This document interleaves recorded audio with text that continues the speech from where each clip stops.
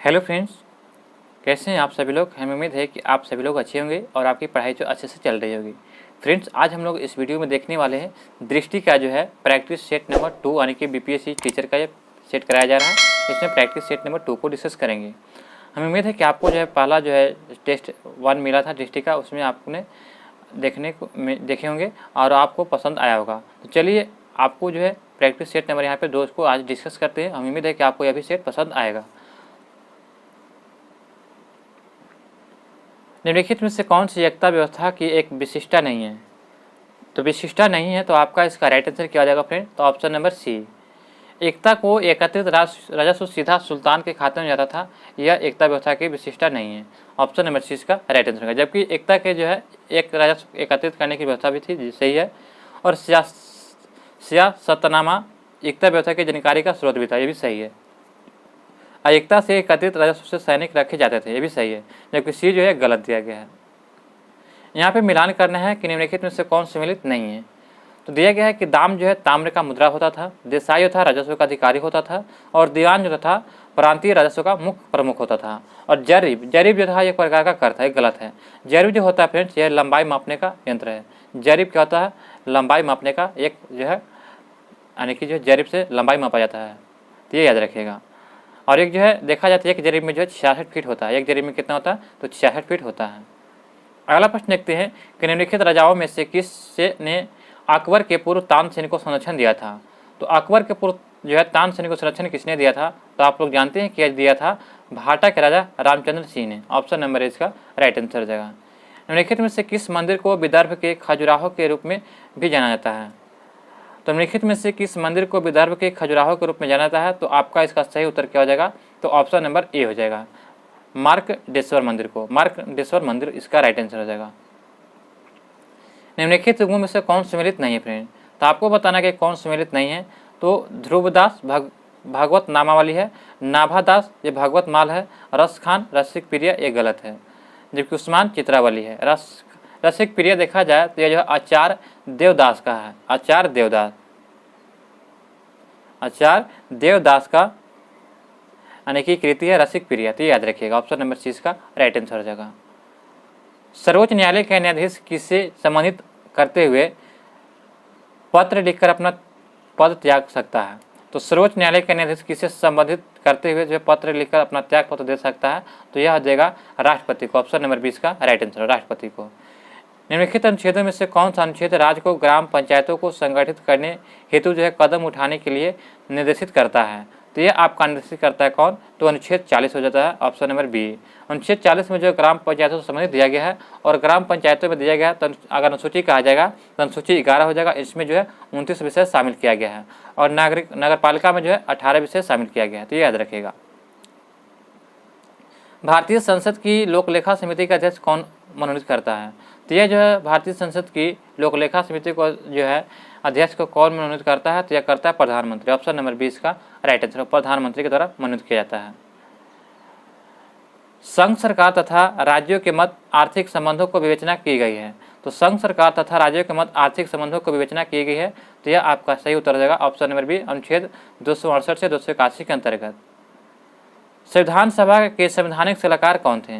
तो संविधान सभा के संवैधानिक सलाहकार देखा जाए तो यह कौन थे? तो यह हो जाएगा BN Rao. Option number C इसका राइट आंसर हो जाएगा। निम्नलिखित समितियों में से किसने मात्र पोषक तत्वों की आवश्यकता के आधार पर गरीबी रेखा का निर्धारण किया था? तो आवश्यकता के आधार पर गरीबी रेखा का निर्धारण किसने किया था? तो आपका इसका राइट आंसर क्या हो जाएगा? तो आवश्यकता के अनुसार में पूछा गया है, तो यह आपका राइट आंसर क्या हो जाएगा? तो अलग समिति। अलग समिति जो था यह आवश्यकता के आधार पर किया गया था गरीबी रेखा का निर्धारण, तो ऑप्शन नंबर इसका राइट आंसर हो जाएगा। निम्नलिखित सूचकांकों में से कौन सा मानव विकास सूचकांक यानी कि HDI का गणना की सम्मिलित नहीं किया जाता है? तो HDI जो मानव विकास सूचकांक में 3 को शामिल किया जाता है, जीवन प्रत्यास्था, शिक्षा और प्रति व्यक्ति है, जबकि सामाजिक असमानता को शामिल नहीं किया जाता है, तो ऑप्शन नंबर 4 इसका राइट आंसर देगा। गरीबी की संस्कृति का विचार प्रस्तुत किया था किसने? तो गरीबी की संस्कृति का विचार जो है प्रस्तुत किसने किया था? तो आपका इसका सही उत्तर हो जाएगा option number A, Oscar Lush द्वारा। ऑस्कर लुश के द्वारा। अटल नवाचार मिशन SIM किस विभाग की पहल है? तो अटल नवचार मिशन जो है SIM जो है यह किसका जो है पहल है? तो यह हो जाएगा आपका नीति आयोग का। ऑप्शन नंबर 20 का राइट आंसर होगा नीति आयोग का। नीति आयोग जो है यह योजना आयोग के स्थान पर लाया गया है, ये याद रखिएगा। राष्ट्रीय पोषण मिशन का अन्य नाम क्या है? तो राष्ट्रीय पोषण मिशन का अन्य नाम देखा जाए तो यह आपका राइट आंसर क्या हो जाएगा? तो ऑप्शन नंबर 4 पोषण अभियान है, पोषण अभियान। डलहौजी के व्यक्तिगत सिद्धांत जो है का प्रथम शिकार कौन हुआ था? तो डलहौजी के जो है प्रथम व्यक्तिगत सिद्धांत यानी कि हड़प नीति का जो है यह प्रथम शिकार हुआ था सतारा। ऑप्शन नंबर 20 का राइट आंसर देगा। अंग्रेजों के विरुद्ध खान अब्दुल गफ्फार खान द्वारा प्रारंभ किए गए आंदोलन का नाम क्या था? तो यह था लाल कुर्ती यानी कि रेड शर्ट। ऑप्शन नंबर इसका राइट आंसर होगा लाल कुर्ती।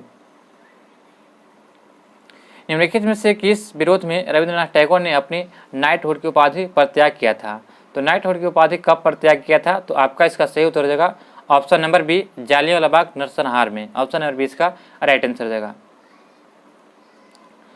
कब हुआ था? तो 13 अप्रैल 1919 को हुआ था। कब? 13 अप्रैल 1919 को हुआ था, ये याद रखिएगा।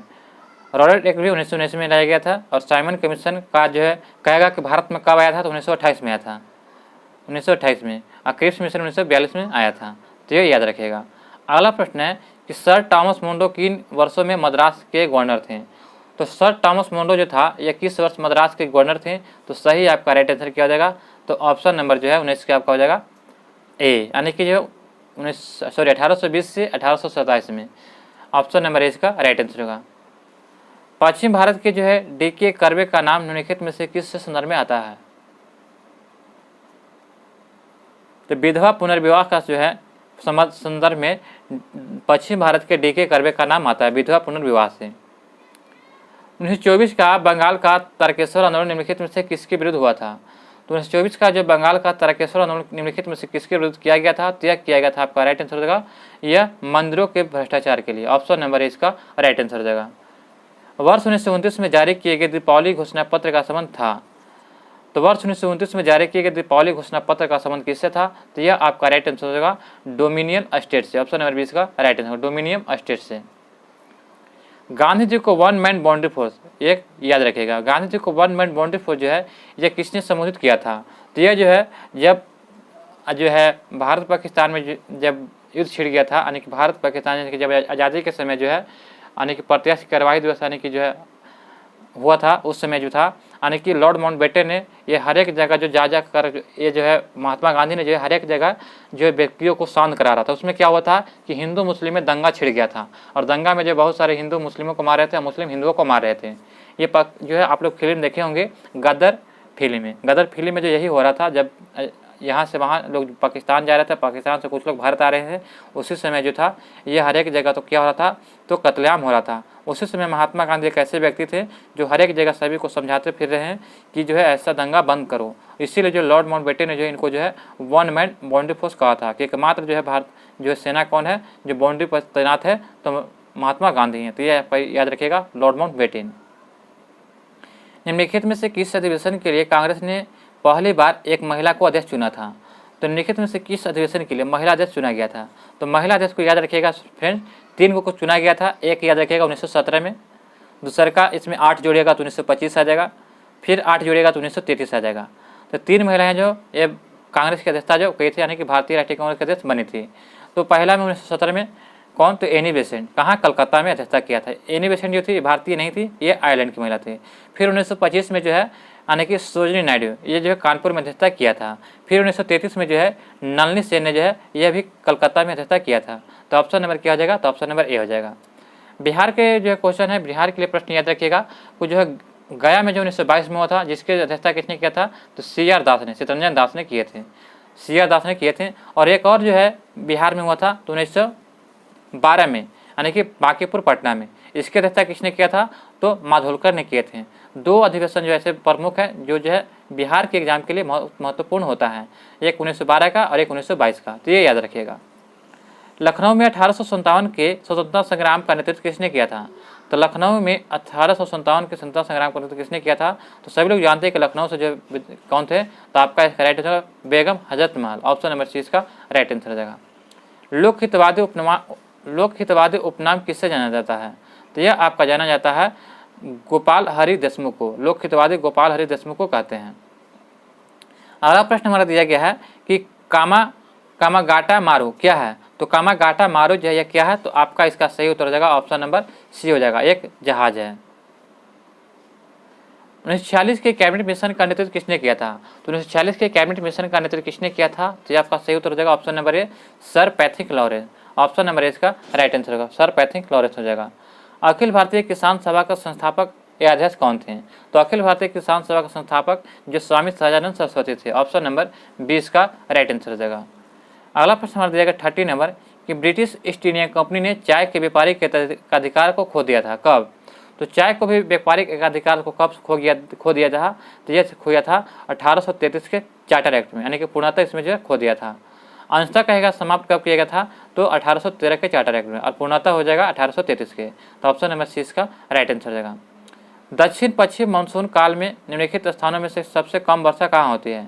तो दक्षिण पश्चिम मानसून काल में निम्नलिखित स्थानों में से सबसे कम वर्षा कहाँ होती है? तो आपका इसका सही उत्तर हो जाएगा चेन्नई में। ऑप्शन नंबर सी इसका राइट आंसर हो जाएगा, चेन्नई में। निम्नलिखित में से कौन सा युग सुमेलित नहीं है? तो सुमेलित नहीं है तो फ्रेंड्स क्या हो जाएगा? तिलैया बांध। तिलैया बांध जो है कोनार नदी पर, ये गलत है। तिलैया बांध देखा जाता है झारखंड में, जो बराकर नदी पर, बराकर नदी पर। तो ये याद रखिएगा, कहाँ है? झारखंड में। सरदार सरोवर बांध नर्मदा नदी पर है, गांधी सागर बांध चंबल नदी पर, नागार्जुन सागर बांध कृष्णा नदी पर, जबकि तिलैया बांध कहाँ है? तो बराकर नदी पर, झारखंड में। पृथ्वी के परिक्रमण यानी कि जो है धुरी जो है ध्रुवीय धुरी सदा झुकी होती है कितना? तो यह जो है 23.5 डिग्री झुकी होती है। ऑप्शन नंबर 4 इसका राइट आंसर होगा, 23.5 डिग्री। बिग बैंग सिद्धांत जो है निम्नलिखित में से किस उद्भव की व्याख्या करती है? तो बिग बैंग सिद्धांत जो है किसको व्याख्या करती है? तो आपका इसका राइट आंसर होगा ऑप्शन नंबर सी, ब्रह्मांड की। सर्वाधिक जैव विविधता कहाँ पाई जाती है? तो सर्वाधिक जैव विविधता देखा जाए तो कहाँ पाया जाता है? तो सही उत्तर आपका हो जाएगा ऑप्शन नंबर सी, उष्णकटिबंधीय वर्षा वनों में सर्वाधिक जैव विविधता पाई जाती है। भारत के जलवायु परिवर्तन पर प्रथम राष्ट्रीय कार्य योजना प्रकाशित हुआ था कब? तो भारत के जलवायु परिवर्तन पर प्रथम जो है राष्ट्रीय कार्य योजना प्रकाशित कब हुआ था? तो यह आपका राइट आंसर का ऑप्शन नंबर ए 2008 में हुआ था। निम्नलिखित झीलों में से कौन विश्व की प्राचीनतम तथा सबसे गहरी झील है? तो सबसे गहरी झील ऐसे ही करा है, कौन हो जाएगा? तो आपका इसका सही उत्तर हो जाएगा ऐसी करा बैंकॉक, यानी कि हम क्या है? बैंकॉक है, यानी कि जो है काल है, काल यानी कि सबसे गहरी हो जाएगा। ऑप्शन नंबर ए हो जाएगा। निम्नलिखित में से कौन सा मरुस्थल दक्षिण गोलार्ध में स्थित है? तो दक्षिण गोलार्ध में देखा जाता है कौन सा मरुस्थल हो जाएगा? तो ऑप्शन नंबर इसका राइट हो जाएगा कालाहारी। ऑप्शन नंबर इसका राइट आंसर हो जाएगा। कालाहारी कहाँ है? तो यह अफ्रीका महादेश में है। निम्नलिखित में से जो है किस देश के कुल क्षेत्रफल का 30% से अधिक क्षेत्र राष्ट्रीय उद्यानों के अंतर्गत आता है? तो किस देश का जो देखा जाता है कुल क्षेत्रफल जो 30% से अधिक क्षेत्रफल राष्ट्रीय उद्यान के अंतर्गत आता है? तो सही उत्तर आपका हो जाएगा ऑप्शन नंबर बी, भूटान का। अगला प्रश्न हमारा दिया गया कि निम्नलिखित देशों के नाम से किसके नाम का अर्थ कबीलों का देश है? निम्नलिखित देशों में से किसका नाम जो है कबीलों का देश कहलाता है? तो ये आपका सही उत्तर हो जाएगा किर्गिस्तान को। किर्गिस्तान को कबीलों का देश कहा जाता है। कार्बन डाइऑक्साइड यानी कि CO2 के उत्सर्जन में सर्वाधिक योगदान करने वाला देश कौन है? तो CO2 को जो सर्वाधिक योगदान करता है कौन? तो चीन। चीन जो सबसे ज़्यादा CO2 को उत्सर्जित करता है। तो ऑप्शन नंबर ए इसका राइट आंसर हो जाएगा।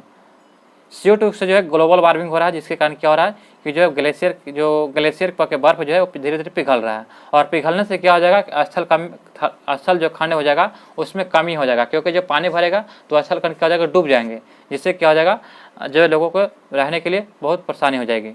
अगला प्रश्न दिया गया है कि दूधगंगा नदी निम्नलिखित में से किस राज्य संघ या क्षेत्र में बहती है? तो दूधगंगा है, तो आपका इसका सही उत्तर क्या हो जाएगा? तो दूधगंगा जो है निम्नलिखित में से किस राज्य संघ या क्षेत्र में बहता है? तो आपका इसका राइट आंसर होगा ऑप्शन नंबर ए, जम्मू एवं कश्मीर में। निम्नलिखित में से कौन सा ध्वस्त नगर नहीं है? तो ध्वस्त नगर नहीं है फ्रेंड, तो ये चरखारी जो है यह ध्वस्त नगर नहीं है।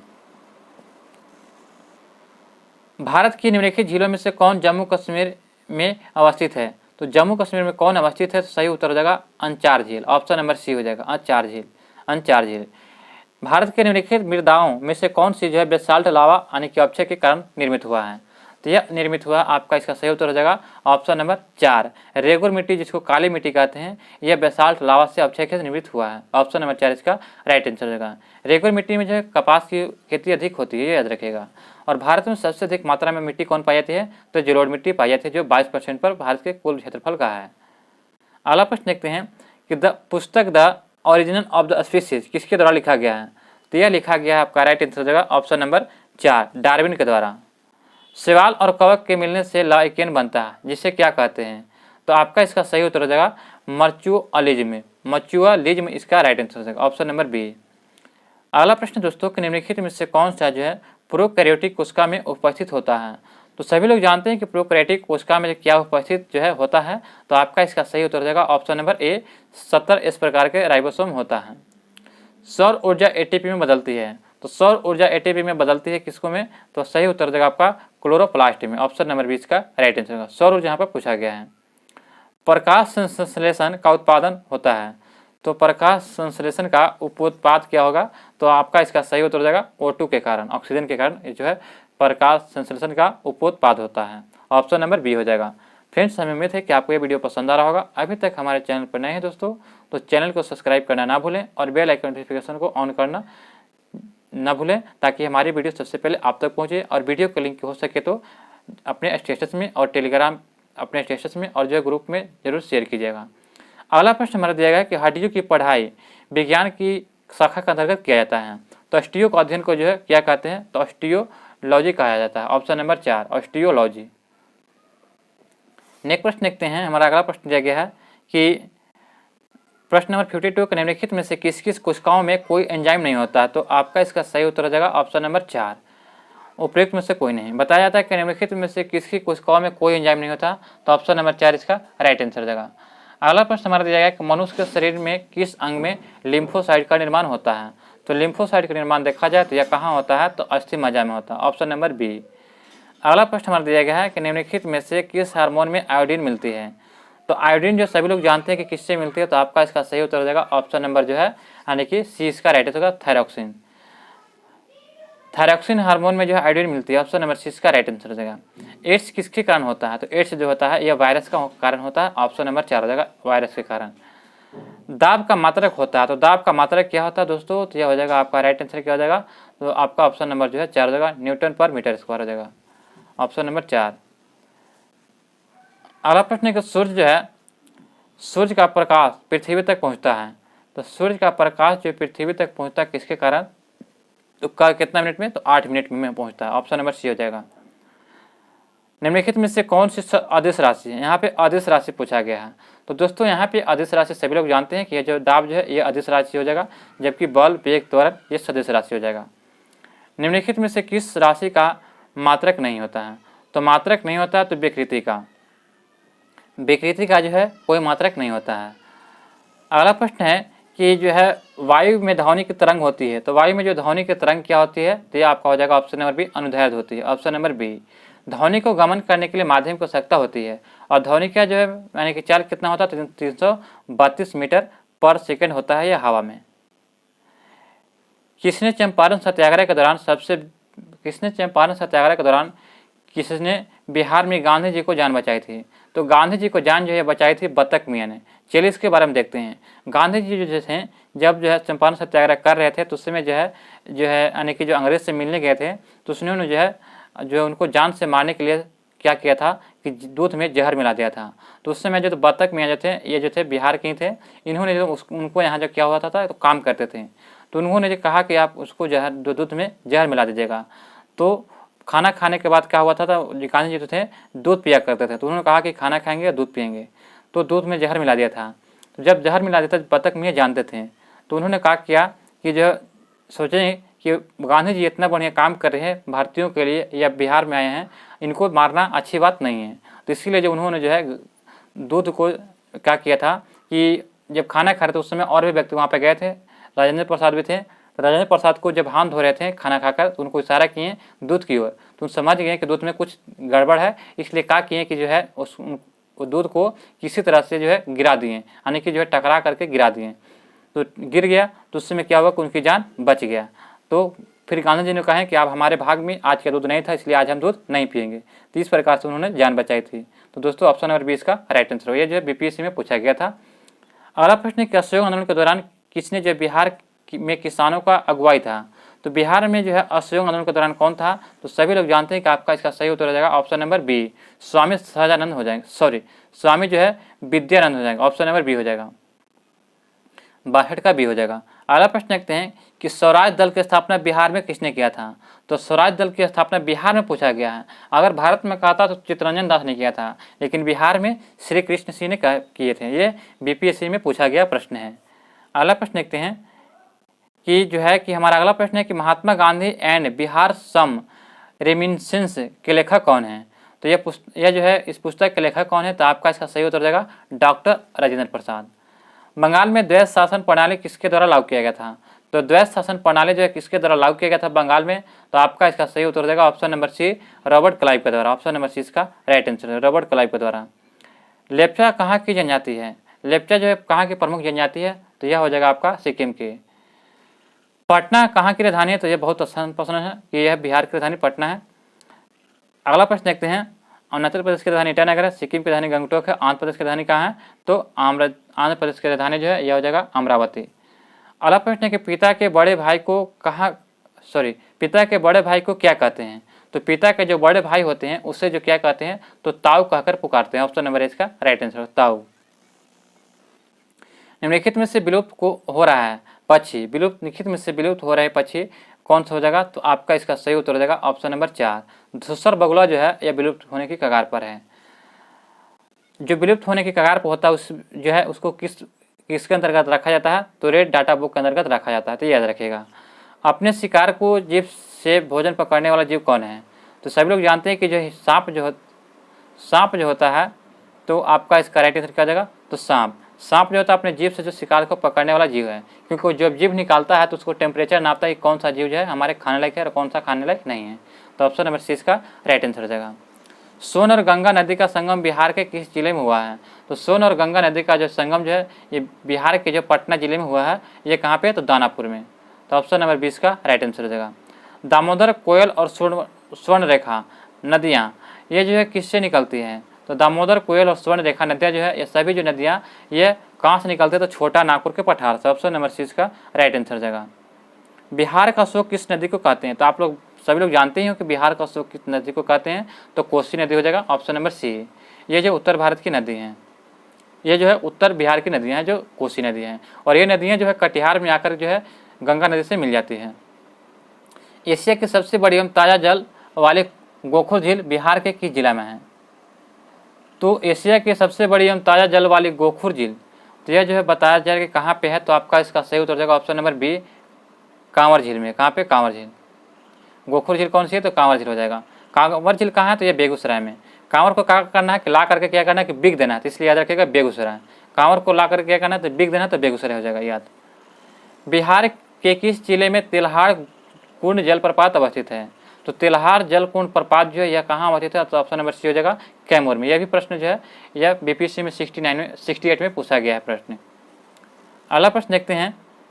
यहाँ पे जो प्रश्न यहाँ पे जो है आगे दिया गया है, यहाँ पे मैथ रीजनिंग का प्रश्न दिया गया है। चलिए आगे इसको देखते हैं।